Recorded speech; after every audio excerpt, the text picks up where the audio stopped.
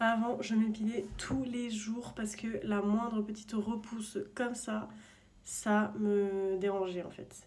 Et un beau jour, j'ai arrêté de m'épiler, de me raser. J'avais déjà commencé un peu ce travail de déconstruction dans le passé, puisque j'avais déjà arrêté les soutiens-gorge, je sais même plus le dater, mais peut-être il y a 10 ans. Et après, en 2020, avec le Covid, j'ai arrêté le make-up tous les jours. Et là, depuis récemment, j'arrête l'épilation. C'est toujours des trucs que j'arrête en mode, je le fais que quand j'ai envie ou quand ça me met en confort, etc. Et finalement, l'épilation, là, pour le coup, bah, quand j'ai envie, l'envie ne revient pas. Voilà. En vrai de vrai, ce sujet, c'est quand même une dinguerie. Genre, c'est quand même une dinguerie d'avoir imposé à la moitié de la population d'enlever des poils qui reviennent régulièrement, que c'est complètement naturel. Certains poils protègent même des bactéries. Enfin, en fait, ça me semble lunaire quand on y pense de pourquoi on fait ça. Genre, vraiment, c'est quand même une folie. Faut pas oublier que les corps adultes ont des poils. Voilà, c'est normal. Voilà, ce n'est pas un symbole de virilité ou je sais pas quoi.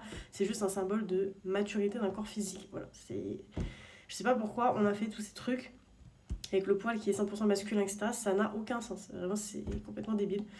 Donc voilà, arrêtons de passer du temps et de l'énergie et de l'argent aussi dans des trucs si futiles et aliénants au final. Bref, le sujet, je pourrais en débattre des heures, mais si ça vous intéresse, je suis photographe et j'ai fait un projet sur ça. J'ai réussi à réunir 4 femmes poilues à des degrés différents. Le but, c'est qu'à force de montrer des corps divers et variés, on va commencer à arrêter de mettre l'accent sur un seul type de corps, de morphologie, etc.